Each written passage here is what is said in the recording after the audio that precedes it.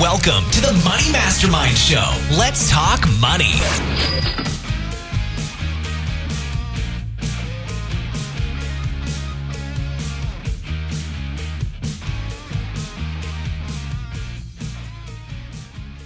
And welcome to the Money Mastermind Show. We've talked about the benefits of a good financial planner to help you with your finances before. The problem is, how do you know which one is the right one for you? How do you know you found somebody that you can trust? Tonight, we brought on Katie Brewer of Your Richest Life to help us talk about finding the right financial advisor or right financial planner. Welcome to our show, Katie. Hi, thank you. Thanks for having me on tonight. Thanks for coming.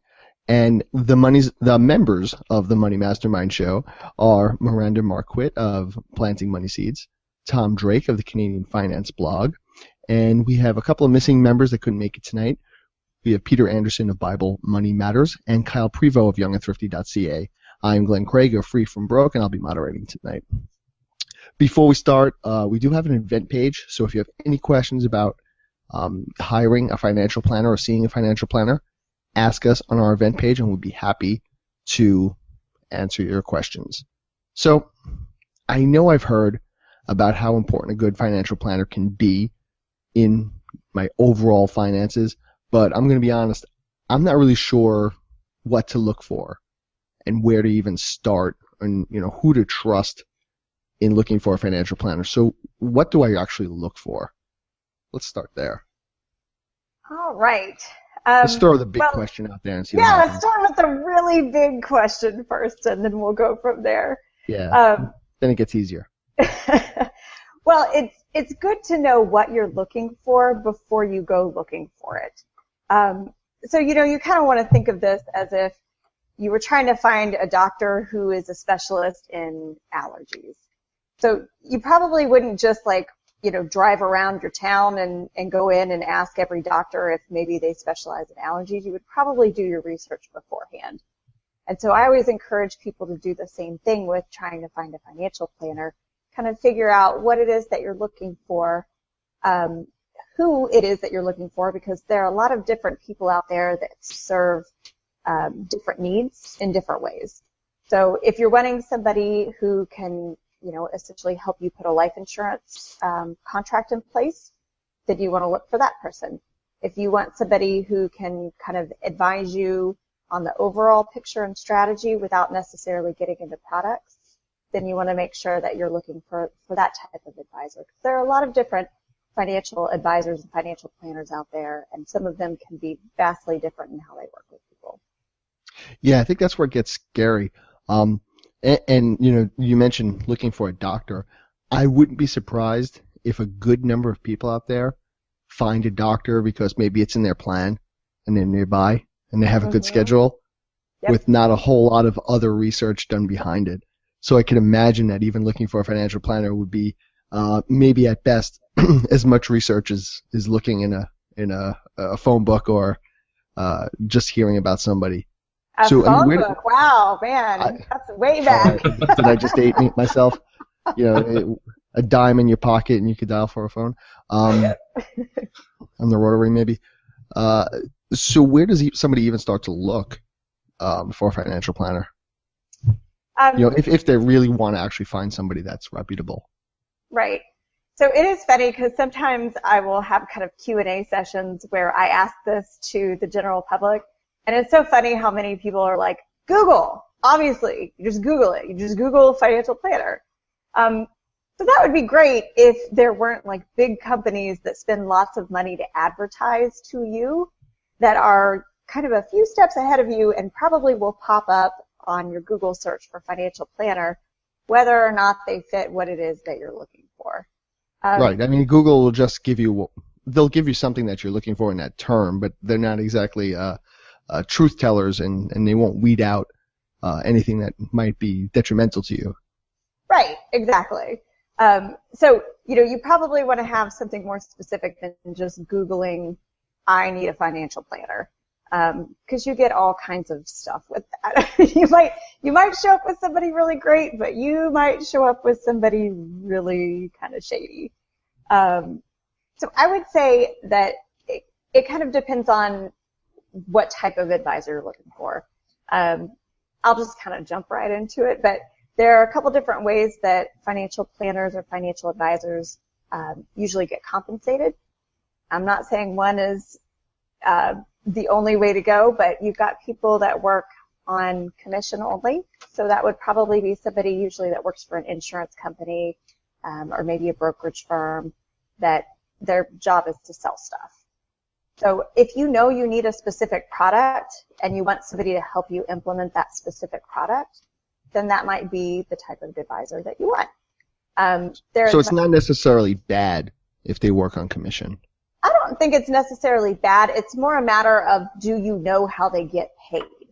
Because if you go sit down with somebody and you say, hey, I'd really like to know how you get paid, and they get all like squirmy and they start like making excuses, or they're like, I get paid in referrals, and they do the finger thing, you probably don't want to be working with that person, because you know that there's no way that they get paid in referrals and finger guns, so you want to make sure that you actually know, like, if you're getting paid from selling me a product, then you should know that beforehand so that you know, if you should kind of double check some of the advice that you're getting from that person.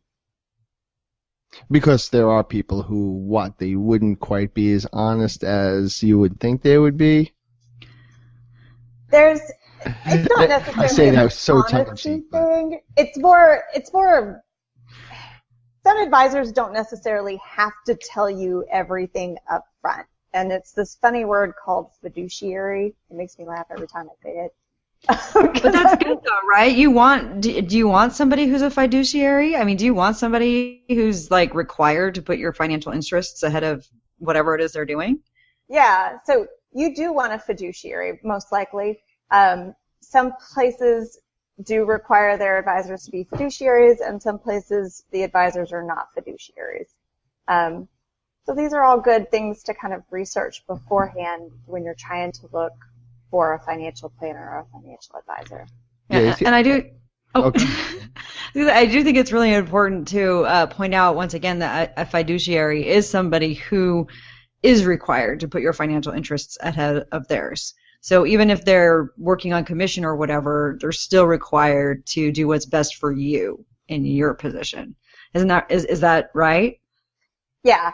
So the financial industry is kind of split between people. So when I started in the industry, I worked for a brokerage firm, and we had what was called know your customer rule.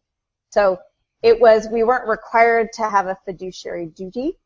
Sorry, I laugh every time. I'm just super mature about that.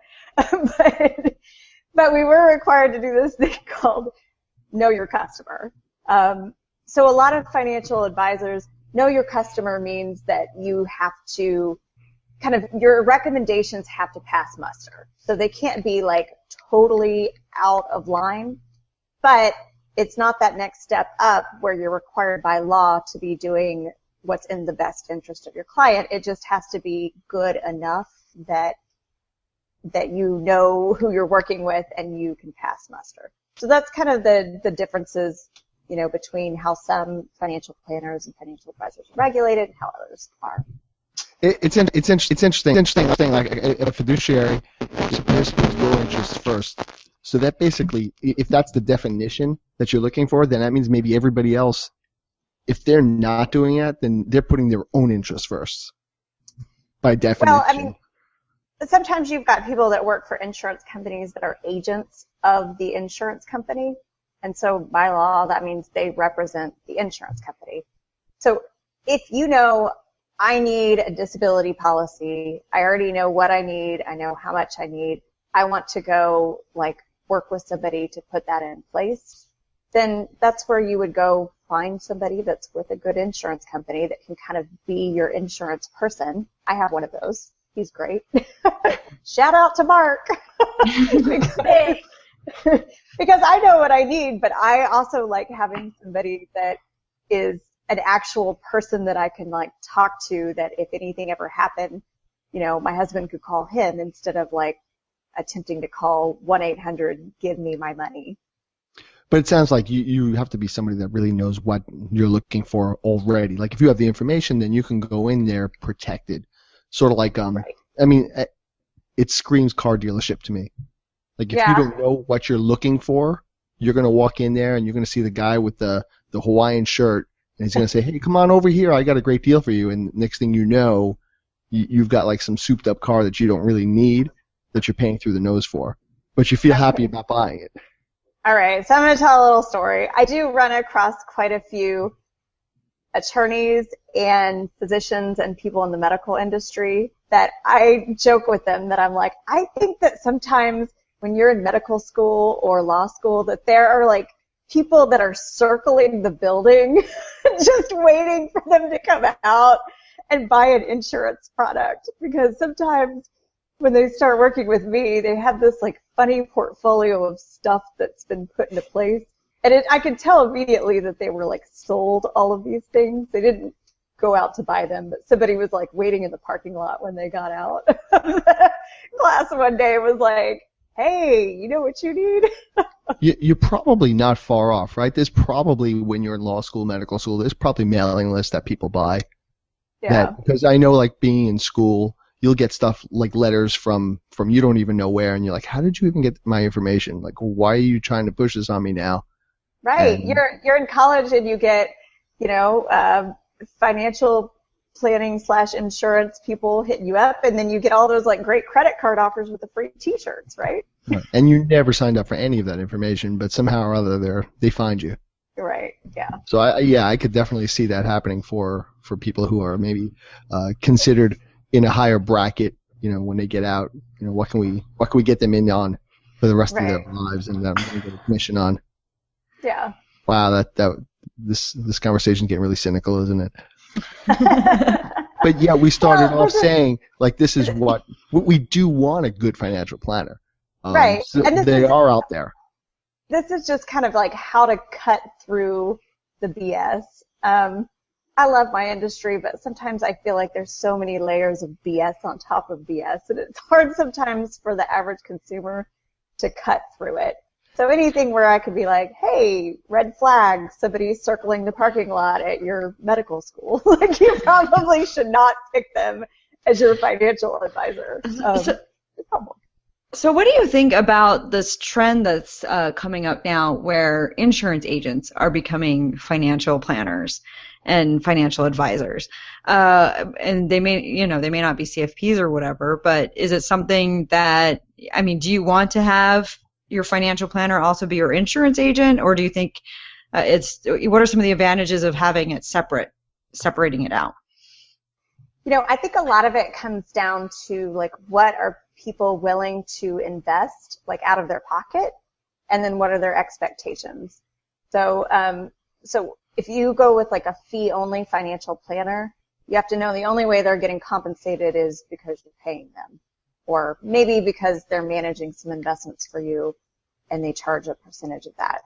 But if you're somebody who's like, I can't afford to pay somebody out of pocket, but I need a little bit of extra help, and you know that person is getting paid from products, then that might be the only way that you have to access that advice, which is unfortunate. But, it's kind of more of knowledge is power. So if you know what you're looking for and you know what you're getting with that, it's kind of like if you have a doctor who is a surgeon. I keep going back to doctors. If you have a doctor that's a surgeon and they're like, oh, your knee hurts, you definitely need surgery. You might think, maybe I should go get a second opinion on this, because probably the only way that you make money is by doing surgery on me. So therefore, your recommendation for me to get surgery should be backed up. So it'd probably be the same thing with if you have somebody that's affiliated with an insurance company and the only thing that they ever prescribe to you is insurance and annuities. Insurance is investments. Like that should make you kind of scratch your head and go, I'm not really sure that this is, I'm going to go get a second opinion on this real quick. But I don't think it's a wrong comparison. Even doctors, I go to an allergist, right? And he's a board certified allergist. He's been really great. But he told me a story once how he had one person come in and she was getting allergy shots from her general practitioner, and nothing worked. So this is a person who maybe called himself an allergy doctor, or that he could handle this type of work, but wasn't actually part of that. And we, as the general folk, I think we put a bit of prestige on people that are in certain industries, and we expect certain things out of them. And we take what they say as an expertise.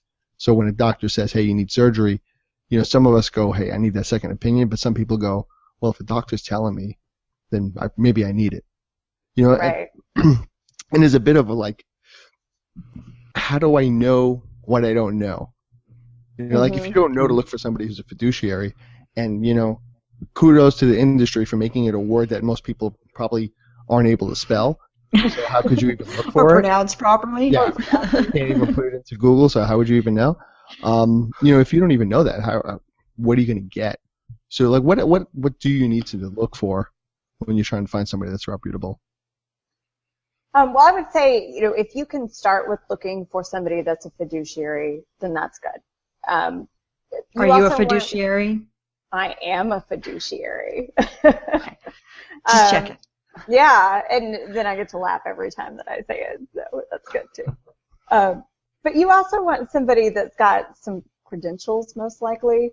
There's a lot of people, this is really bad, but there are a lot of people that come into this industry and like hang around for 8 months and hit up all their friends and family because that's what they're told to do, and then they don't make it and they wash out. You do not want that advisor because they'll leave and you're stuck with whatever company that they were with as like an orphaned account where you don't really even have somebody to talk to.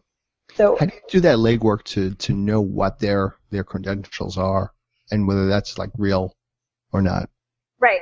Well, I mean, I would ask. I would say kind of the gold standard is the Certified Financial Planner designation. Mm-hmm. So that covers 6 different areas of financial planning. Essentially, to get that designation, you have to take 6 courses, not very easy. You have to take an exam and pass it, and there's a 60 to 70% pass rate on that, so a lot of people never pass the exam. You have to have at least 3 years of experience in the industry, and they're pretty strict about it. So, if somebody's like, well, I worked at a software company, and technically we dealt with some financial stuff, they're like, were you dealing with financial planning? Were you doing financial planning, or were you working with a client? If you say no, they won't allow you to use that. So that's something where if somebody has the CFP, that's a good place to start with, knowing that they've been in the industry for at least a couple of years. They have taken an educational background to get that criteria. And then it's something where you have to adhere to a code of ethics. So if somebody's a CFP and they get caught doing something they're not supposed to that doesn't adhere to the CFP Board of Ethics, they'll kick them out. They'll say, you are no longer allowed to use this designation. The credentials are nice because even like the example earlier of an insurance salesman that also wants to do financial planning, even if they have your best interest in mind, it doesn't mean they're the best financial planner. Let's like with the dentist or the doctor analogy, like I could have a really good doctor, but I'm not going to let him do like my dental work or anything because it's similar. It's Yep. I'd want like the right person for that specific task. You don't go to a doctor that does your dental work? No. I'm sure I'd get a great rate on it, but Yeah, exactly. And a lot of things, I'd imagine, like with a doctor or any other industry, you could probably go to these like 2-day seminars and get a certificate or something that says maybe you know how to do something, and that's different from having like a full-on credential like a CFP. Yeah. So there are a lot of other letters that are out there. I remember the first firm that I was with encouraged everybody to get what was called the AAMS, and they called it the mini CFP. And I was like, what is a mini CFP? Is it like a little baby designation? What is that? So there are a lot of different credentials out there. If you're interviewing somebody and you don't know what they are, like ask them and then go look them up and see what you actually have to do to get them. But CFPs are kind of the generalists in financial planning.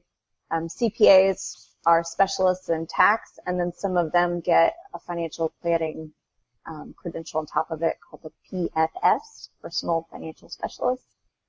So I would say going with one of those two as kind of the base starting point would be good. Now, what type of services? What would they do for you? Be it the PFS or CFS. What can we expect from that? We're starting to throw designations around. What's a Yeah. CFS, Glenn? I'm just going to make them up now and Right. add them to my name. Well, financial planning in general includes a couple different areas. So it includes budgeting and cash flow, which also affects, debt payoff and credit card payoff. You've got insurance, estate planning, tax. I'm totally missing some because it's midnight and I should have written this out before. I thought you were a CFP, man. Come on. I would think investing is part of that. Investing, that would be a big one. And employee benefits. I got to 6.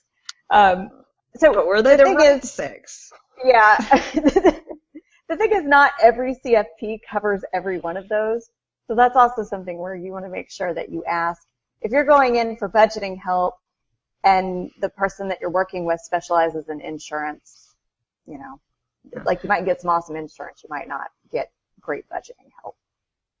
Well, I think that's a good point, though, because when I look for a tax accountant, I want to find somebody who specializes in like small business or who has experience with freelancers, because there are lots of different people who can prepare your taxes and help you out, but do they actually understand your challenges and where you're coming from? So I think that applies really well to your financial planner as well. Yeah. I mean, you'll find a lot of financial planners kind of specialize in investments or specialize in insurance, and that's just kind of from the industry compensation perspective, a lot of them have come into the industry that way.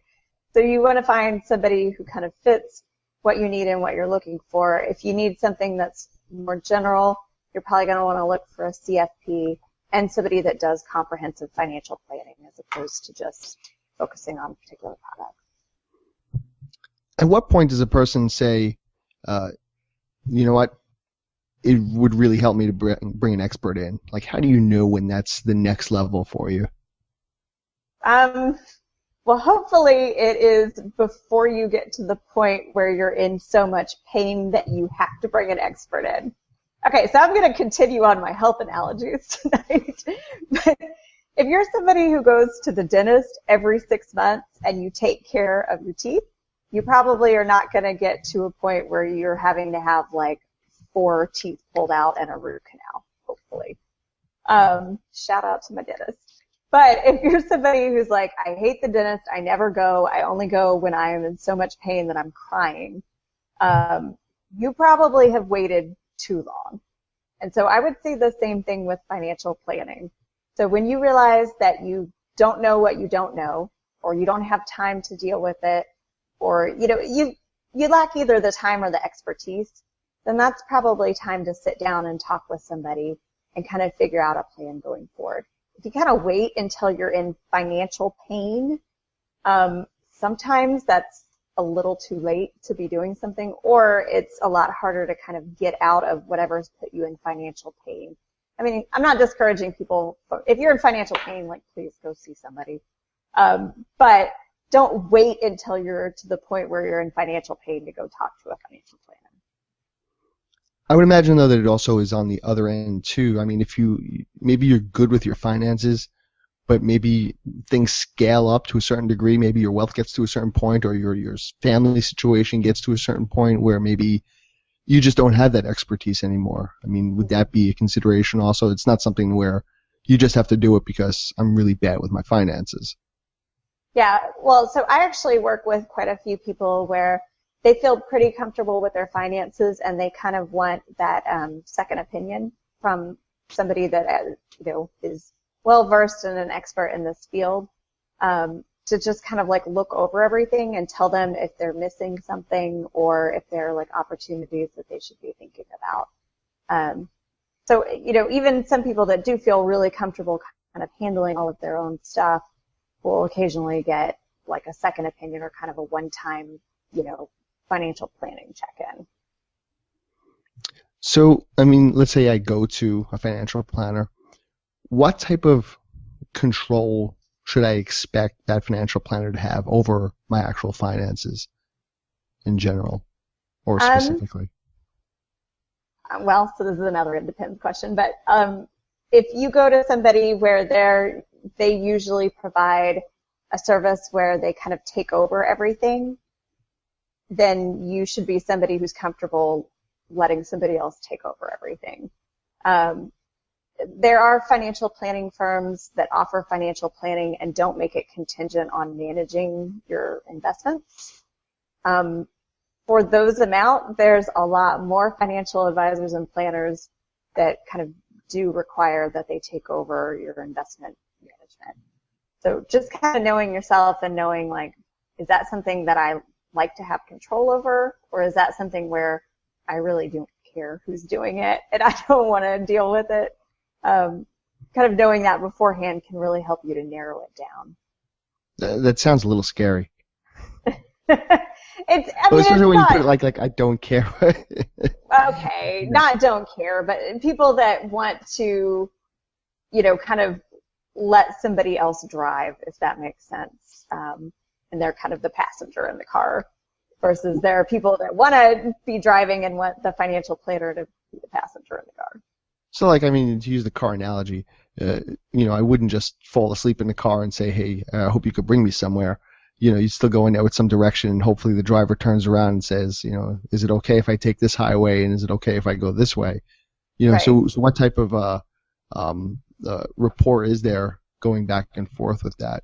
Like, how much control do they have over your finances? Is it, like, to me, it's scary that I would give somebody, here's my money, and then find out that whatever's happened, Mm-hmm. Where's that balance there? Well, I mean, the balance is in knowing how you're working with that financial planner.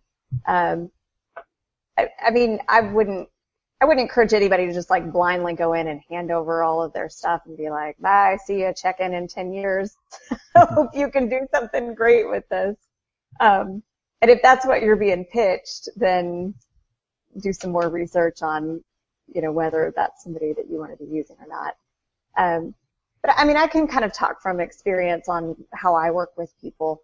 I always explain to people whenever we get started that I feel like I'm the kind of person who is usually more in the passenger seat. And I'm kind of telling you, hey, based on what you told me and what your goals are, I think we should go this way. But if somebody tells me, you know what, I really don't want to go that way. I want to go the scenic way, like through the mountains. And I'll be like, okay, well, I'm going to be hanging out here, and whenever you decide that you're tired of the mountains and you want to get back to where you originally wanted to go, like, let me know and I'll re-navigate back over there. Excuse me. Okay. So what about options out there where you're getting more of a like a robo-advisory sort of, a computerized option out there? Like, how does that compare with actually seeing a person that you could discuss everything with? Yeah, I think a lot of the robo-advisor type solutions are still more geared towards investments. So a lot of them are still more like, hey, based on what you put into this questionnaire, like, here's the mix of investments that you should have. Some of them also have account aggregation, which means that you link all of your accounts in and you can see them in one place, which is very helpful in financial planning. It's good to know. It's good to have that big view of like where everything is. But there's not, as far as I know, there's not a whole bunch of robo-advisors that are trying to tackle things like, do you have a will? And do you have the right amount of disability insurance for you? Like, are there any employee benefits that you could have access to because they're offered as part of your employee benefit suite, but you're not taking advantage of? Just, those are not easy things to robotize. Well, I mean, there are services out there, though, that are like online lawyers where, you sign up and they'll give you whatever forms you need to fill out. I could start a company for X amount of money. I could get a a form for a will.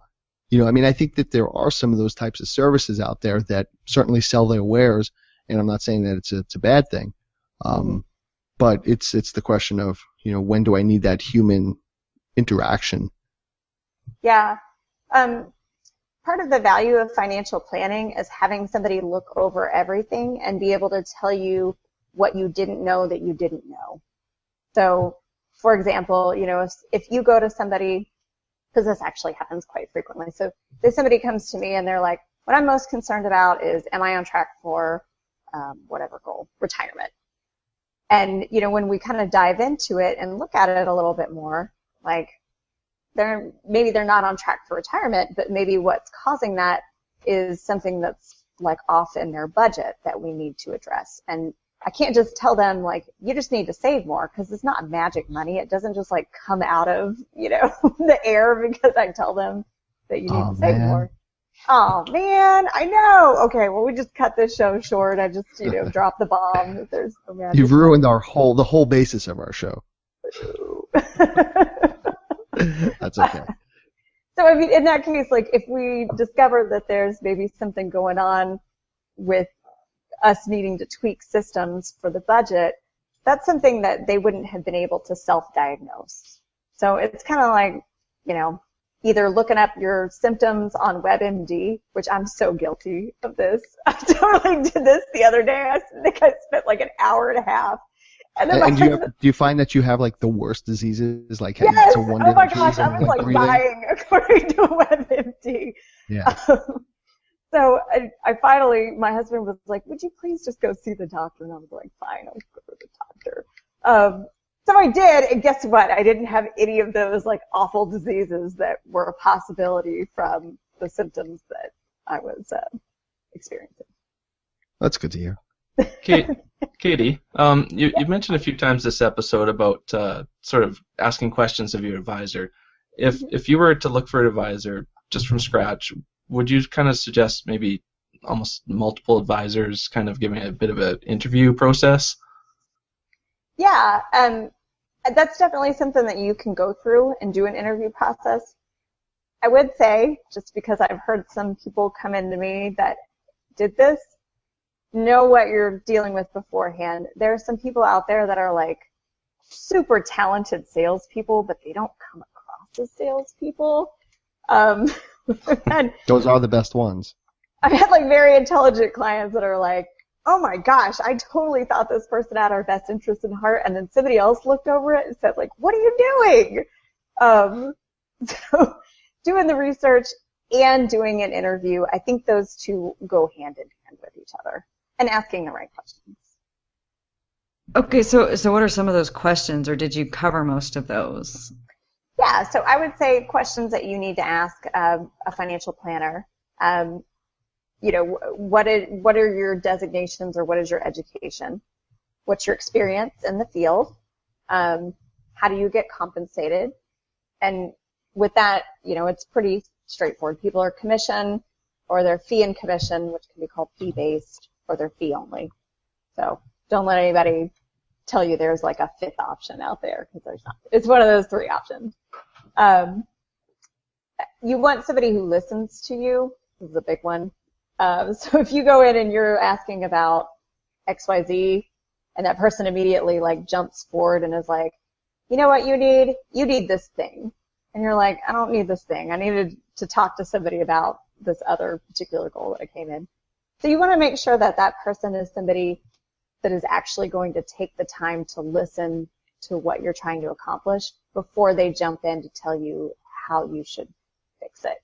And then we talked about credentials, and how that, can kind of weed out some and let you know what the experience are. So the certified financial planner, the CPA, which is accounting, and then they have a designation called the PFS that is something that accountants get that's very similar to the CFP. I mean, I know I like to go to a CPA for my taxes because there's so much in tax law that I just can't keep up with. Mm-hmm. That even if I use the software, I think still going to my CPA, I'm getting so much more information and availability that I wouldn't otherwise have. And I imagine that's what a going to a good financial planner is like. Yeah.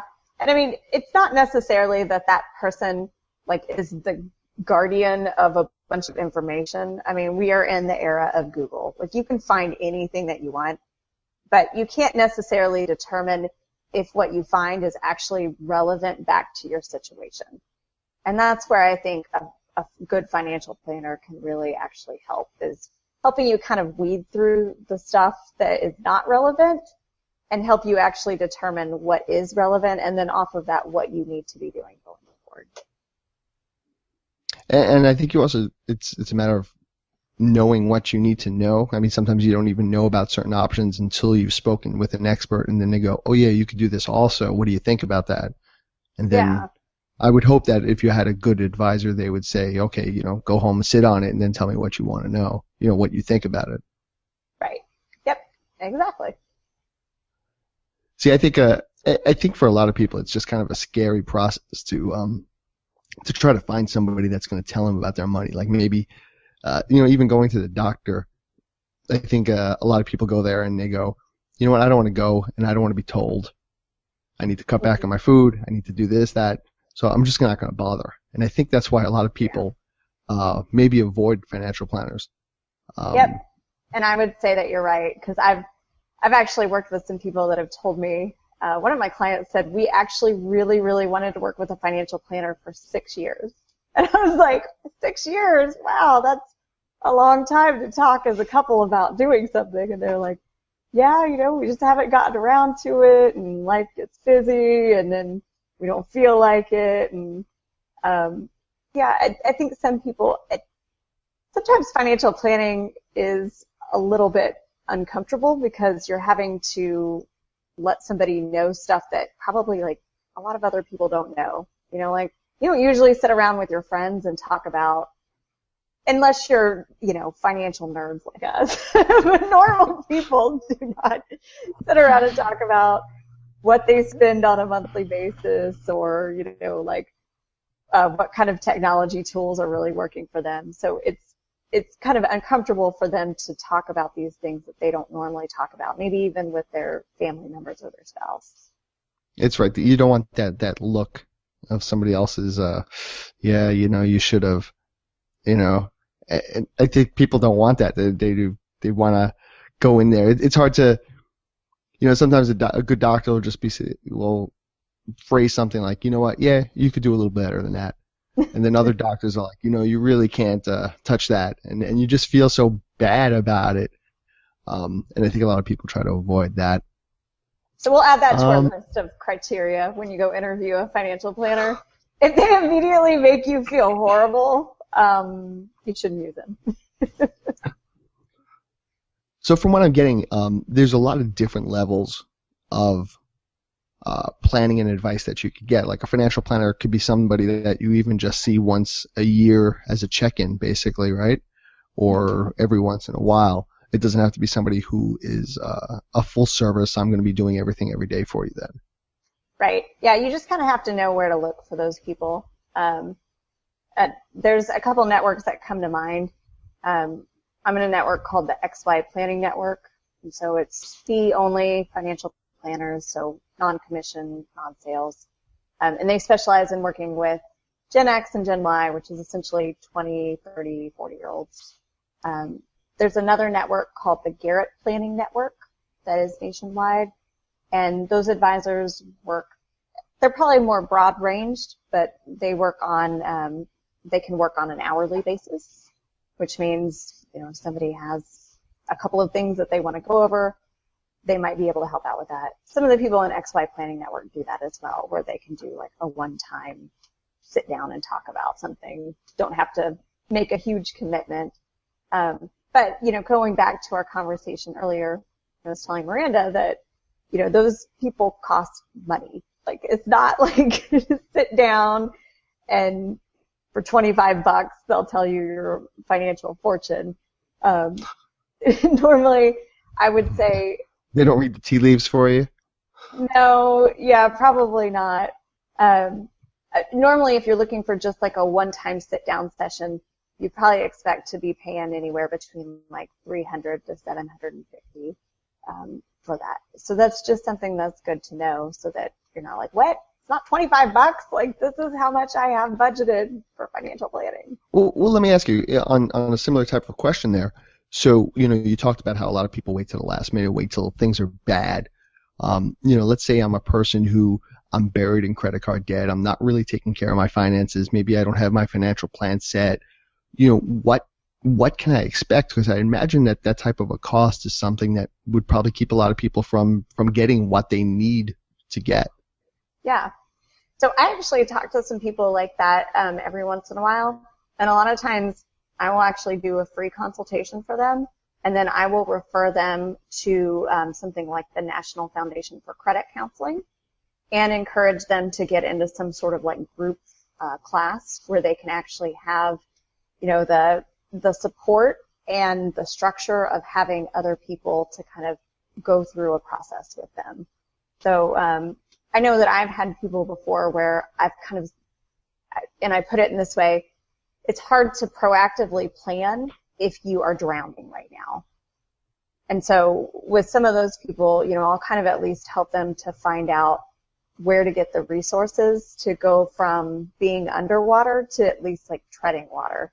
And then from there, when they get to the place where they've been able to like at least pay their minimums on their stuff and start to actually chip away, maybe make some changes in their lifestyle to actually have their budget moving in the right place, then maybe that's the appropriate time to go back and visit with a financial planner. Sounds good. So as a planner yourself, do you seek out somebody else for their expertise? Well, so I tend to be somebody who I coordinate and then I use other people for certain pieces. So I did mention my shout out to my insurance agent earlier. I do use him to kind of review what we have every year. If we ever need anything additional, I do that. I'll actually use him sometimes to run things by him with my clients because I don't sell insurance. I kind of prescribe insurance, but I'm not the drug rep, if that makes sense. So, I want to see how the insurance agents thrilled to death that we're comparing insurance to drugs. Hey, well, you get to wear really cool suits and call on doctors when you're a drug rep. But in other words, you might look at somebody's entire financial picture and say, this is a place where maybe you want to up your life insurance or maybe you need to have this, but you're not necessarily the expert that would sell that to them. You could say, here's a person that could help you better for the specifics and what to buy. Yeah, so I'll usually tell them what it is that they need and give them the education to not just wander into, a situation where they're going to be upsold. And then a lot of times I will refer them to a particular place and or coordinate for them actually putting that into place. But yeah, I do tend to bring in other specialists because even though I've sold disability insurance before in the past, it's been quite a while. I don't stay up on all of the different carriers and which ones are best for which types of occupations. Like, these things are complicated. So for those types of things, I have go-to people where I know that I can trust that they're not going to upsell somebody and that they know their stuff. And that's a situation where, somebody's going to them as a advisor in a specific area, but the client already knows what it is that they need. And so they're able to, kind of get the product that fits them. So it's like you're a good contractor. Like you could find that good plumber or that good roofer, and at least arm them with the information that they would need to flesh out what they really want. Yeah, and I think that's a good analogy, actually. I mean, I have estate planning attorneys that I coordinate with and help people to go through that process. I coordinate sometimes with CPAs and kind of getting them information. With my clients, express consent because I don't give any information out if they don't tell me to. But, if we've gone through all this and then they go to the next financial professional and that financial professional asks them for everything we just went over, they're like, Katie, please send a summary. I'm like, I'm on it. So it saves them from having to go through the same process over and over again. But I imagine that adds a level of maybe safety for the person too, that they're not asking for something crazy that they're not aware of. If they know that going into the situation, this is what we're going to discuss, these are the things that I'm going to look for and ask for, and if it's the same thing, that kind of sets up like, okay, maybe this is okay. Right. Yeah, exactly. So Katie, this has been a lot of great information. And I know whenever I speak about financial planning, I know myself, it's a good thing to look into, and it's something that I haven't done enough of myself. But it's always great to hear what to do and how to go about it. I'd like to wrap up here, and we'll go around and we'll just have some final words on finding a good financial planner. And Tom, if you could start with us on what your final thoughts here are. Yeah. For years, I've preached about fee-only financial planners, but I have softened that a little because one, not all commission-based financial planners are evil. Some of them do have your best interests at heart, and also if your portfolio is pretty small, like if you're just getting started, it may not matter as much. Like when the fee only starts to have some savings once your portfolio hits a certain size, so that you don't have to be 100% fee only necessarily. That's a good point, right? If you're only investing $100, that fee is certainly going to hurt you a lot more. There's no spending like $500, yeah. I mean, hopefully you've got a little bit more to play with there, but yeah, I see where that example comes from. Some people don't, though, when they're getting started. That's what the robo-advisor is for. Yes. Yeah. So Miranda, what's your final word? Just have a good idea of what you need, kind of what Katie was saying. Figure out who specializes in what you're looking for so that you can get somebody that matches you, because this has to be somebody you're comfortable with. This has to be somebody that you don't like walk in and just like feel about. You really need somebody that you're comfortable with and that you feel like you can trust and that you feel like you can sit down and talk to. So I like that idea we were talking about earlier about kind of interviewing and going through this process. Most financial planners I know will, at least give you like a 15, 20-minute consultation where you can sit down and get a feel. So take advantage of that. I'm going to put that into my next time I talk about financial planners. They don't make you feel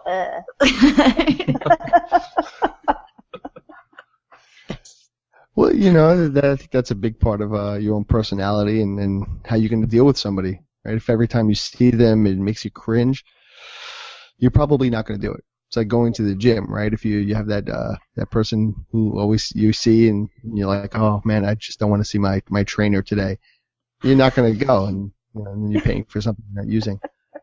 We've been like crazy with analogies today. We got like doctor analogies and working out analogies, contractors. That's what we do here. So Katie, what's your final word on finding a good financial planner? I guess my final word is just kind of do the education beforehand. Sometimes I'll have people come to me and they'll tell me stories about horrible experiences with financial advisors. And it always breaks my heart every time because I'm just like, I wish we had met earlier. I could explain this stuff to you. So just know if something doesn't feel right, don't just take it and say, oh, well, this person's the expert, so therefore I always have to listen to them. If something doesn't feel right, go get a second opinion from somebody else.